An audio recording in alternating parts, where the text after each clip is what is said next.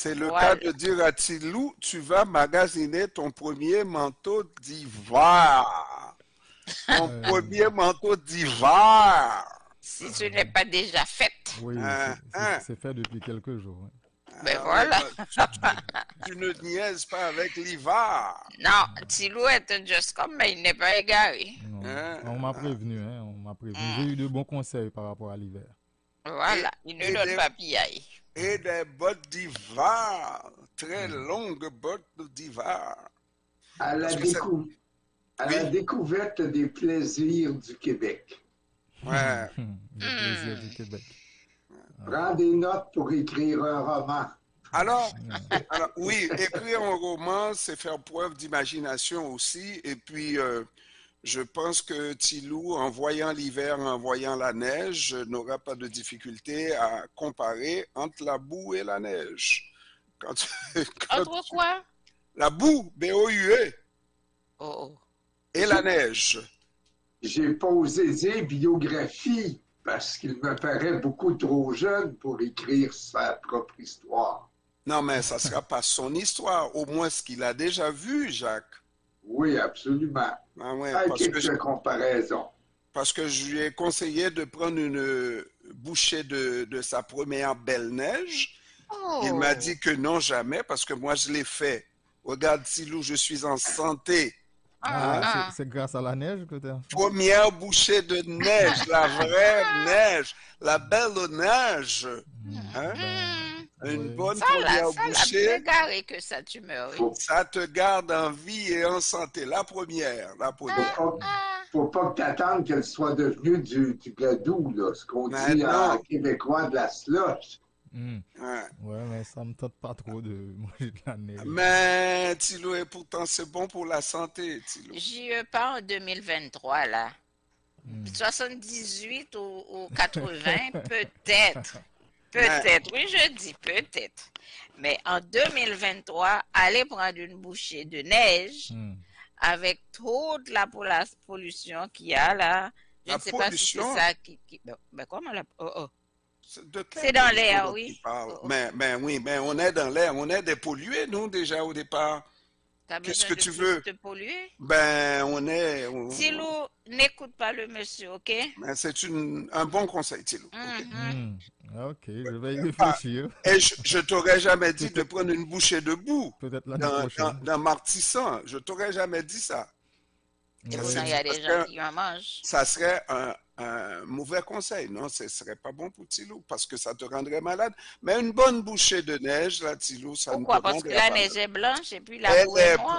propre, elle est belle. C'est Eh comme bien, c'est une. ça, oui, parce qu'elle est blanche. Ah oui, que Hein, ça veux-tu? va jusque-là, oui, cette affaire.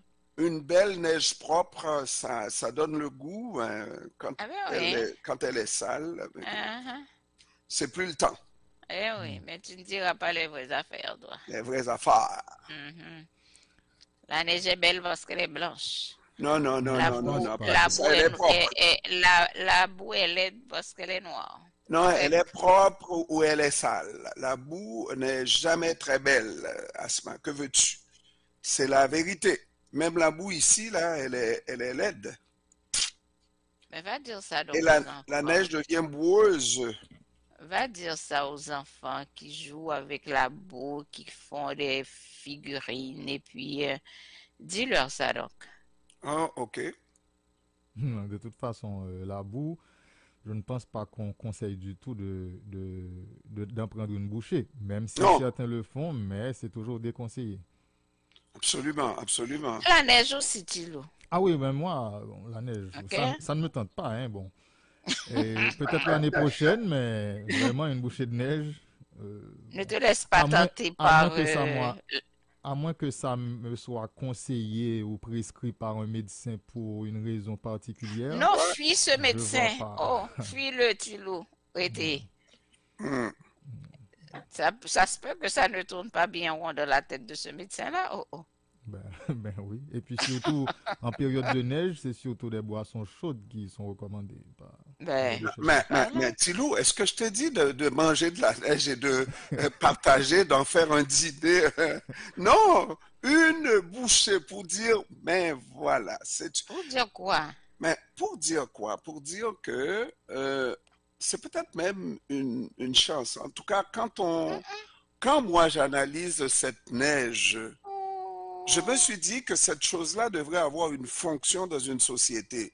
tout comme la pluie, Jean-Ernest, tout Euh, comme le soleil, Jean-Ernest. ben, ça devrait avoir une fonction et je cherche à comprendre la fonction de la neige Oh, oh. et je ne trouve pas Mes la amis, fonction de regarde, cette chose. regardez-moi un Non, mais philosophe en ce non, non, mercredi non, non, 1er non, non, novembre. non, non, non. C'est la fête des morts, oui, non? Non, non, mais on La fête s'entend. des morts, c'est demain. Hein, Dans une Tilou? société, et c'est le bon Dieu, c'est la nature qui nous donne ça, pas vrai? Est-ce que la nature nous donne la neige pour rien? Mais est-ce qu'on sait qu'est-ce qu'on doit faire avec cette neige-là? C'est une chose On fait du un ski. peu, un peu hypocrite, un peu, un peu beaucoup froide. Hmm. Peut-être qu'on n'a rien à en faire non plus. C'est N'est-ce peut-être pas? quelque chose qui a juste rapport au refroidissement, en tout cas à la balance de la température de la Terre. Mais Faudrait c'est peut-être parler à un exactement ça, oui, météorologue, mais Tilou. Ah, Mais Oui, ouais. c'est soyons au lieu d'avoir de romanciers. la pluie, on a de la neige parce qu'il fait plus froid. C'est quoi bon, l'affaire? mais Soyons romanciers un peu, là, et disons-nous que la neige a son utilité, bien que c'est très beau quand il neige sur mon pays, parce qu'elle permet à la nature de se reposer. Et la neige couvre le sol pour justement qu'elle puisse se reposer sans être atteinte par le froid jusqu'à en faire mourir la végétation. et les terres qui ne se couvrent jamais de neige n'auront-elles jamais de Du repos? répit. Ben, Ah, elle n'a jamais de repos. Est-ce que c'est nécessaire d'avoir un repos? Ben, pour Ah, la végétation de l'hémisphère nord et aussi de l'hémisphère sud, je crois que c'est important qu'elle ait un repos. Nous n'avons pas les mêmes essences d'arbres au Québec et en Haïti. Jacques, la nature n'a pas demandé de repos. Parce que Non, quand la nature se repose l'hiver, hein, la terre se repose l'hiver, qu'est-ce qui arrive aux humains, aux consommateurs? C'est qu'ils payent leurs fruits et légumes plus cher. Parce et que toi, la terre au Québec, au Canada, dans les pays du Nord est paresseuse. Elle a besoin de repos. On est obligé d'aller absolument. chercher ces produits-là à l'extérieur et les payer beaucoup plus cher. Mais C'est ça que la nature à, voulait pour nous, là. Asma, est-ce que tu es Oui. paresseuse parce que tu dors la nuit? Oh, oh, mais Jacques, la terre d'or, c'est la nuit. C'est quoi l'histoire? Oh, oh. si, Ben, la T'as la pas terre, vu? Terre Ben dort oui. l'hiver et Mais t'as toi, pas tu dors vu? la nuit. Puis Non, mais je ne crois pas que tu sois paresseuse, pas plus que la Terre l'est. mais la question du besoin, Jacques, tu ne peux pas la court-circuiter. Le besoin est toujours là, au point où, effectivement, on trouve que on n'en produit pas assez, et l'hiver est trop long mhm, pendant qu'on ne produit pas et qu'on trouve à inventer des serres, hein, mhm. pour continuer à produire, mais à l'exclusion de l'hiver, à l'exclusion de la neige, en dehors de la neige. Alors, il y a un petit problème, mais je ne sais pas. Et on dit que, assez bizarrement, à l'occasion de la découverte de l'Amérique, Mhm. lorsque le découvreur universel, le seul, est arrivé au Canada, eh ben, il a dit Canada, ça veut dire là, il n'y a rien là. Parce que c'est la neige, comme dirait l'autre, mon pays, ce n'est pas un pays, c'est l'hiver. Il fait trop Mhm. froid et puis il s'en est allé ailleurs. Et peut-être là où Et, il y avait une température plus accueillante, mais voilà ce qui est devenu l'Amérique. Là où il y a le froid, eh ben, c'est des pays riches. Là où il y a la chaleur, c'est des pays pauvres. Mais heureusement, si la nature n'était pas accueillante, heureusement que les habitants qui étaient ici, eux, étaient accueillants. Parce qu'imaginez-vous les Français arriver ici avec leurs bas collants, leurs souliers en talons hauts et puis presque des talons aiguilles de 10 pouces, comme on en voit aujourd'hui dans les pieds de certaines dames. Eh bien, ils seraient tous morts et nous ne serions pas là. Mais ils ont fait des alliances avec les Autochtones qui, eux, savaient comment prendre l'hiver, comment vivre avec. Et heureusement, nous sommes ici. Alors, les Autochtones ont rendu à leurs visiteurs français la terre accueillante. Hey, Jacques. Ils ont rendu la terre accueillante aux Français, Jacques. Alors, et puis les Français ont fait alliance avec les Autochtones, Jacques. Absolument. Alors Jacques. Jusqu'à l'arrivée des Britanniques. Jacques.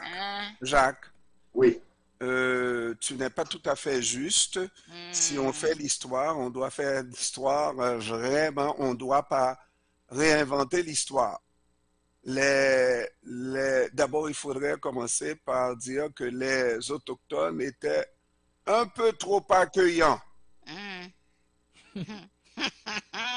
On n'est jamais trop accueillant. Ah oui, mais regarde ce qui leur est arrivé sur les pieds, c'est parce que à cause de l'accueil, Jacques. Et donc, est-ce qu'il va nous arriver malheur parce qu'on accueille les immigrants chez nous? Non, mais vous êtes vigilants. Vous accueillez, mais de manière vigilante. Les étrangers ne sont pas arrivés, n'arrivent pas ici en plantant leur croix, en disant nous venons de découvrir le Canada. Là. Le Canada a toujours existé, la Terre a toujours existé avant la découverte de Christophe Colomb, on s'entend? Oui, absolument. Absolument. Eh ben, ils arrivent et ils ne se sont pas contentés de l'accueil. Et ils n'ont pas rendu l'appareil, surtout aux Autochtones. Ils les ont volés, ils ont volé leurs terres, les ont pillés, et aujourd'hui, ils se rendent maîtres et seuls, maîtres et seigneurs. Et là, on cherche des cadavres aujourd'hui. Hein, Jacques? C'est pas ça seulement. Hein? Quand on vous accueille chez nous, on espère qu'on aura une certaine forme de réciprocité. Comment voir le mauvais côté des choses en véritable fataliste? Non, mais Jacques... non, Jacques. Jacques, ça c'est... La réalité des choses, là, c'est que nous étions tous des humains jusqu'à ce que la religion nous sépare. Et nous étions tous des copains en Amérique jusqu'à ce que la religion nous sépare. Non, même non, Jacques. Non, nous étions... Le problème a commencé lorsque les missionnaires sont arrivés. Ah ben oui, ben Jacques, regarde, la découverte de l'Amérique, c'était l'affaire de la religion. Isabelle la catholique. L'affaire de la découverte de l'Amérique, c'était l'affaire de l'économie, des épices. Mais Isabelle la catholique, et dès que les missionnaires, les Christophe Colomb, c'était de baptiser le monde. Le monde était là et ils ont reçu le baptême. Au nom de Dieu. Au point où il y en a un qui dit, si vous avez tout fait ça, au nom de Dieu, mais qu'est-ce que vous laissez au nom de diable? Vous avez tout fait ça, là. Vous avez exterminé un peuple au nom de Dieu. La vérité est dans la façon de voir les choses, de voir la monarchie ou le contrôle des pays de l'époque. Chez les Français... On n'a pas deux façons pour voir les choses. Oui, il y a deux façons qui se sont affrontées, qui s'affrontent encore aujourd'hui, je crois. Il faudrait juste un coup d'œil chez nos amis les Américains, ou nos voisins les Américains plutôt. C'est que les Français, eux, voyaient la la monarchie voyait le développement par le développement du peuple. Et il dit, si le peuple, si les gens sont mes sujets, eh bien, leur terre m'appartiendra aussi. Alors que du côté britannique, c'était tout le contraire. On prenait la terre et on dit, les gens qui sont sur cette terre-là m'appartiennent, sont mes sujets.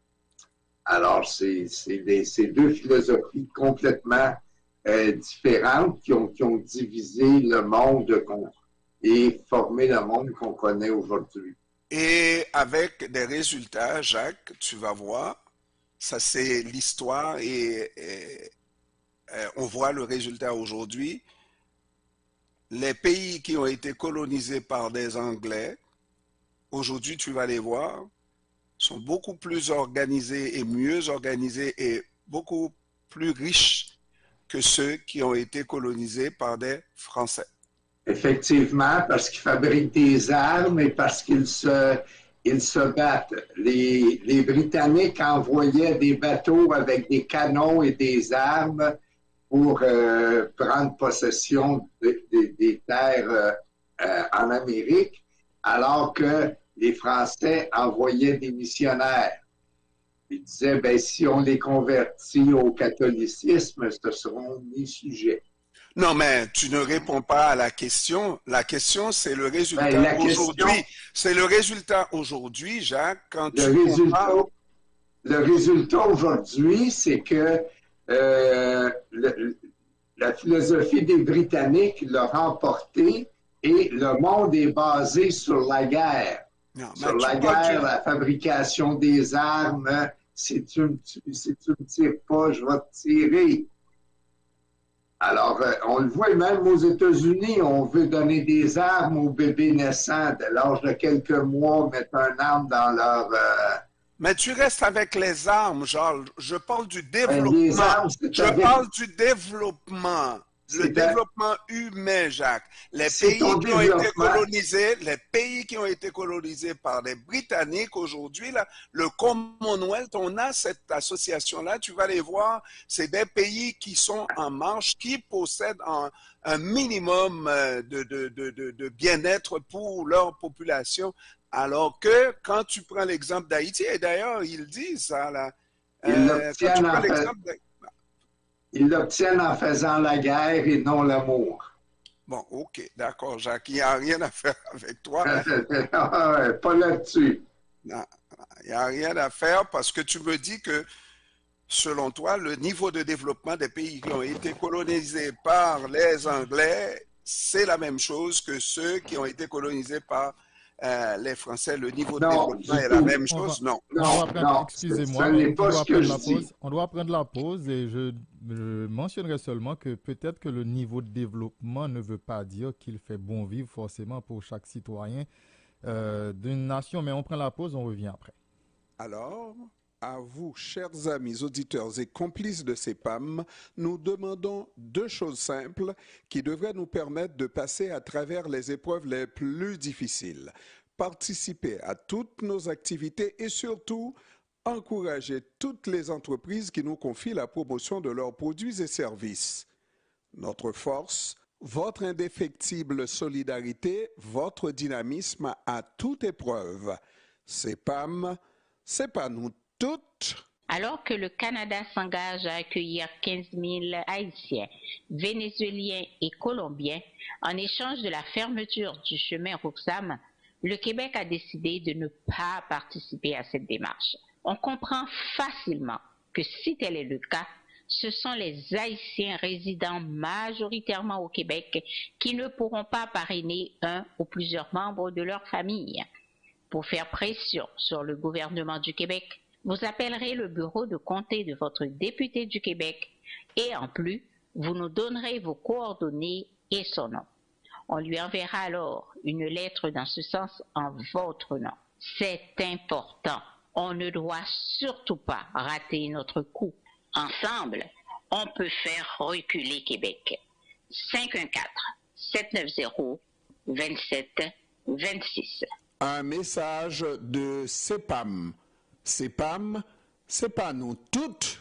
Le AM, c'est bon. Le FM, c'est bon. C'est bon. Mais entre le AM et rien du tout... Mais je l'aime, moi, hein? À la manière du 14-10. Il y a des jours avec, il y a des jours sans. Les jours avec, on est déjà avec. Mais les jours sans, il faut faire avec le AM 1410.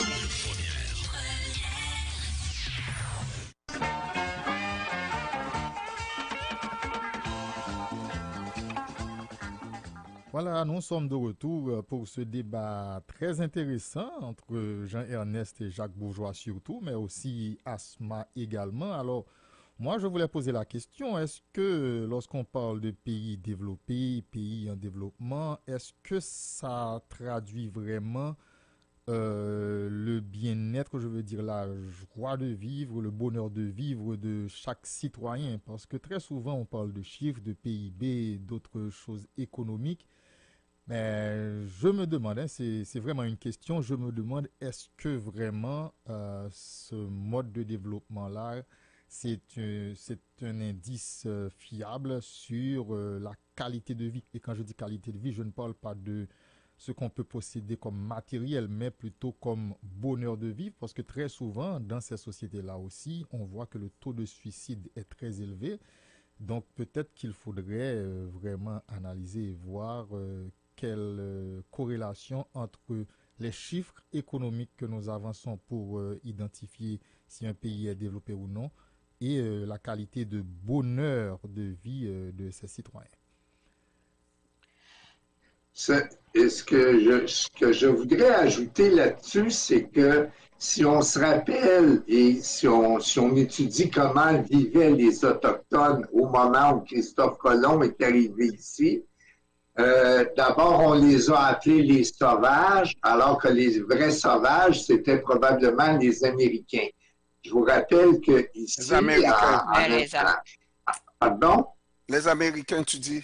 Pas les Américains, les Français et les Anglais. Les Français qui arrivaient ici et les Anglais. Parce que les Autochtones qui vivaient ici, là, il n'y avait pas de suicide, il n'y avait pas de criminalité, il n'y avait pas de police. On vivait tous ensemble dans des maisons longues. La famille, c'était le village et il y avait de l'harmonie. Et c'était pas la même chose parce qu'il y avait deux grandes familles d'Autochtones dont les Iroquois étaient un peu plus guerriers, si on veut. Mais du côté de l'Huronie, c'est ce qu'on faisait, c'est on se préparait au cas où on viendrait nous attaquer et on faisait la chasse pour amener de la nourriture à nos familles et à nos femmes et à nos enfants qui, eux, s'occupaient plutôt de l'agriculture. Et tout le monde était heureux. On ne donnait pas de police, on ne donnait pas de contravention, il n'y avait pas de délinquance, le suicide n'existait pas. Et c'était, quand on lit sur les peuples qui étaient ici avant les Français, et c'était vraiment la vie merveilleuse, quoi. On pourrait dire presque qu'on vivait d'amour et d'eau fraîche. Mais nous avons tout gâché ça avec l'arrivée des Jésuites, premièrement. Des colons, en principe, Jacques. Mais la question de Thilou est une question existentielle, philosophique à la rigueur. Parce que oui, on peut se poser la question à savoir c'est quoi le bonheur, c'est quoi le bien-être, etc. S'il y a une remise en question, moi je suis d'accord. Même notre système économique, je suis aussi d'accord pour le remettre en question. Je ne pense pas que c'est juste de dire que j'ai de l'argent. Qu'est-ce que j'ai? C'est le papier-monnaie, j'ai quelques chèques et puis on me qualifie comme quelqu'un qui a de l'argent et avec tout ça, je peux posséder une maison et l'autre qui n'a pas ce papier monnaie-là, il n'a rien, lui, et puis il est dans la rue. Ce n'est pas juste. Mais le système est ce qu'il est. Ce qui est important, c'est de voir les gens, rester chez eux et trouver de quoi, parce que l'homme, à l'origine, a toujours essayé de trouver son bien-être et de faire son bonheur sur le coin de terre, quel que soit le coin de terre où il se trouvait. Il a essayé, même l'homme des cavernes, face à toute cette nature qui peut être très terrible, essayait de s'organiser pour vivre. Et l'homme des cavernes arrivait à vivre bien dans son milieu. Alors que nous constatons aujourd'hui de plus en plus de gens quittent leur milieu, leur bout de terre, n'est-ce pas, pour s'en aller ailleurs. Ça veut dire que même si, exemple, en Amérique du Nord, on a un taux de suicide très élevé, mais il reste que c'est un endroit attirant. Parce que peut-être nous n'avons pas compris encore, ceux qui se laissent attirer par l'Amérique ou même l'Europe, n'est-ce pas, n'ont toujours pas compris ce que c'est que le bonheur. Mais je ne suis pas assez fou pour dire qu'ils sont eux tous fous de vouloir quitter leur coin de terre pour l'Amérique, pour l'Europe. Il y a quelque chose qu'ils ne trouvent pas chez eux. Ouais. Et là, je suis obligé de dire qu'ils sont encore, même s'ils ne se suicident pas là, mais ils sont malheureux et ils prennent tous les risques possibles en sachant qu'il y a peut-être au bout du voyage vraiment une noyade ou quelque chose dans le genre. Oui, mais encore une question, hein, juste une question. Est-ce que là, c'est pas plus simple? Est-ce qu'il n'est pas tout simplement question de survie? L'homme des cavernes, par exemple, est-ce qu'il était heureux dans sa caverne? Peut-être pas, sinon il ne l'aurait pas laissé. Donc, je pense qu'à un moment donné, on se déplace pour sa survie. Et maintenant, lorsqu'on arrive sur le coin de terre, la terre promise et le paradis, et qu'on se rend compte que ce n'est pas si paradisiaque que ça, c'est peut-être ceux qui mènent au suicide et à la dépression comme nous le vivons maintenant. Ceux qui se suicident, je suis d'accord, Lou. Le monde, c'est toujours une quête pour améliorer. Et puis l'homme, moi, quand je regarde des personnes qui sont mes compatriotes et qui ne cherchent pas à améliorer ceux qui ne le font pas, hein, et il semble qu'ils sont beaucoup, parce qu'on attend toujours que ce soit l'autre qui fasse à notre place, alors que nous aussi, on est dotés d'intelligence, on a les moyens qu'on a. Les moyens qu'on a, c'est les moyens du milieu. Hein?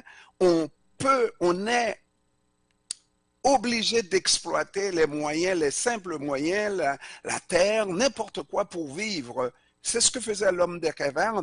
Ça veut dire aujourd'hui, on arrive à survivre, mais demain, on va améliorer cette survie-là, etc., etc., et pour les générations futures. C'est comme ça. Et oui, l'homme des cavernes a laissé son endroit pour aller ailleurs, pour toujours améliorer. C'est une quête perpétuelle, cette recherche du bonheur. Oui, et quand on cherche, on finit par trouver quelque chose. Oui, mais on ne trouve pas toujours la bonne chose, cependant.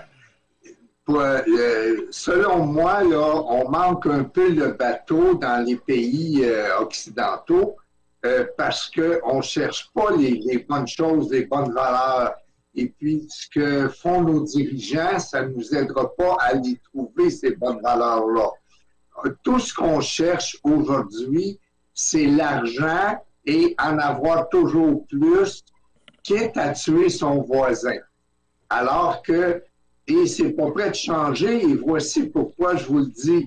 Il y a quelques années, on changeait la loi sur l'instruction parce que au Québec, parce que la loi sur l'instruction disait qu'on doit instruire les jeunes, les enfants sur différentes choses, dont la spiritualité.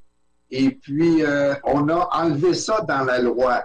Alors, on n'enseigne plus dans les écoles la philosophie. La philosophie, c'est pas de religion là-dedans, c'est penser à ton esprit, pas juste à l'argent que tu vas accumuler dans ton compte de banque. Et de penser aussi à structurer notre pensée, à voir autre chose que le matériel, tout ce qui est matériel, parce que nous ne sommes pas seulement matériels. Et on a fait de la laïcité au Québec une religion. Donc, dans nos écoles, on n'apprend pas les enfants à évoluer d'une façon complète, évoluer en âge et en argent et en moyens, mais pas évoluer en sagesse, pas faire évoluer son esprit, notre façon de raisonner, notre façon de voir les choses, notre façon de penser, où est l'importance. Moi, là, je rencontre énormément de jeunes et si je leur demande qu'est-ce qu'ils veulent faire dans la vie, bien là, ils me disent, ben, qu'est-ce que tu penses de ça, toi? Est-ce que c'est plus payant d'être médecin ou d'être chirurgien? Ben, c'est sûr que c'est d'être chirurgien. Oui, c'est plus payant, mais c'est plus long, hein? Mais je ne sais pas. Ben, il te demande pas, ben, qu'est-ce qui va te rendre, toi, plus heureux d'après ce que tu aimes faire, d'après nous sommes corps et esprit. Alors, il faudrait aussi apprendre à développer son esprit. Et puis, on produirait peut-être moins d'armes. On générerait peut-être plus d'amour que de peur. Peut-être. Je pense que la problématique là-dedans, c'est que l'homme est un éternel insatisfait. Il est bien, mais il ne sait pas qu'il est bien. Il va regarder ailleurs, pensant qu'ailleurs, il va être meilleur. Et puis, il cherche, mais au fait, il ne sait même pas ce qu'il cherche parce qu'arrivé ailleurs, il est encore insatisfait. Et il va regarder vers un autre ailleurs. Et on dit, on ne sait pas si l'homme des cavernes était heureux. S'il était heureux, il n'aurait pas quitté sa caverne. Mais pourquoi il n'était pas heureux dans sa caverne? Il pensait qu'il n'était pas heureux, mais en la quittant sa caverne, est-ce qu'il est devenu plus heureux? Moi, je pense que là-dessus, je prends une petite partie de ce que Jacques a dit, c'est la spiritualité. L'homme pense pour être heureux, puis ça, c'est la majorité des hommes, des humains qui pensent ça. Il faut qu'il soit en contrôle. En contrôle, il faut qu'il ait de l'argent, il faut qu'il paraisse bien, il faut qu'il ait du pouvoir, sans jamais regarder autour de lui. S'il est en mesure de semer du bonheur autour de lui, non, c'est lui-même. Et c'est pour ça qu'il se déplace tout le temps parce qu'il est en quête de son bonheur. Alors, en faisant ça, il ne se rend même pas compte qu'il doit faire un retour sur lui pour voir si effectivement il est malheureux. Absolument. Et moi, je te dirais, Asma, que on nous a habitués à regarder justement autour de nous qu'est-ce qu'on peut aller chercher autour de nous, mais on ne nous a pas habitués à regarder à l'intérieur. Qu'est-ce qu'on est, nous, à l'intérieur?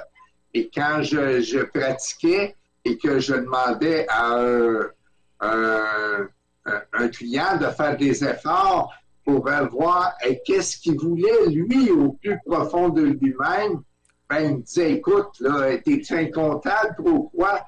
Oui, je suis un comptable, mais si tu veux juste sauver de l'impôt, t'es pas à bonne place. Pour sauver de l'impôt, il faut faire de l'argent. Et pour faire de l'argent, il faut savoir pourquoi.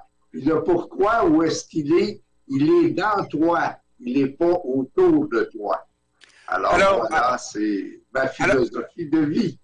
Moi, je suis tellement d'accord. On redit peut-être les mêmes affaires parce qu'on est parti de la colonisation Et si on se pose la question pourquoi les colons français et les colons, sauf Jacques qui était un petit peu partisan pour les Français, mais ils sont tous, ils ont Pour tous les été des colons. Amérindiens, on Tous. aurait dû faire ce que les Bon, Amérindiens nous disaient. bon, ils ont été Ah, des colons et oui. ils ont donné le résultat qu'on voit là, qu'on soit anglais ou français ou même d'autres Européens de manière générale, n'est-ce pas, qui ont colonisé l'Amérique, qui ont colonisé, ben, ils étaient à la recherche de leur bonheur, de leur Parfait. bien-être. Il leur manquait quelque chose. Et c'est bien normal, hein? C'est bien normal qu'on soit, parce que moi, je ne suis pas sûr que nous ayons en nous, comment dirais-je, le bonheur qui soit en nous de manière intrinsèque. Juste vous autres, votre conscience, et c'est votre bonheur. Ce n'est pas vrai, nous avons des besoins physiques, nous avons toutes sortes de besoins que nous devons satisfaire. Quelquefois, c'est d'autres qui vont nous inspirer, mais voilà comment vous devriez vivre pour être plus heureux. C'est dommage lorsqu'on se laisse intimider par ces modes-là. Mais généralement, on a des besoins. On a le besoin de manger qu'on doit satisfaire. On a tous les besoins autour de nous. Et puis, on va chercher à satisfaire ces besoins-là. Et s'il faut aller au bout du monde pour satisfaire ce besoin-là, ben, on va aller au bout du monde. Est-ce qu'on pourrait Les être... Français puis les Anglais n'avaient pas à manger chez eux? Ben, il leur manquait des épices. Ben là, regarde. C'est pour ça qu'ils sont allés, qu'ils cherchaient l'Inde, n'est-ce pas, Mhm, pour des épices. Ils se mhm. sont retrouvés en Amérique. Cela dit, moi, je n'ai aucun problème à ce que il y ait des déplacements de population, des gens qui se déplacent pour satisfaire leurs besoins. Oui, on peut se questionner sur ces besoins de plus en plus qui nous dépassent, qui nous forcent à faire des folies. Est-ce que les Français avaient besoin de tuer, de violer, de piller, Voilà. d'exterminer une race, de mettre en esclavage des Noirs, etc., pour satisfaire leurs besoins personnels? Je répondrais que non, mais entre peuples, est-ce qu'on pouvait collaborer, travailler ensemble, etc.? Mais ça, on parle d'une autre chose. La nature humaine, c'est une nature qui amène à l'exploitation de l'homme par l'homme. Oui, C'est comme ça. oui, alors nous allons arriver au moment de prendre la chronique de Jacques, mais la chose réjouissante dans tout ce qu'on a dit, c'est que euh, le bon, peut germer partout. Donc même parmi ces nations, la France, l'Angleterre et autres qui avaient colonisé certaines parties du monde, et il y a eu des Français, il y a eu des Anglais à dire non, à se révolter contre cet état de choses, ce qui prouve que le bon peut germer partout.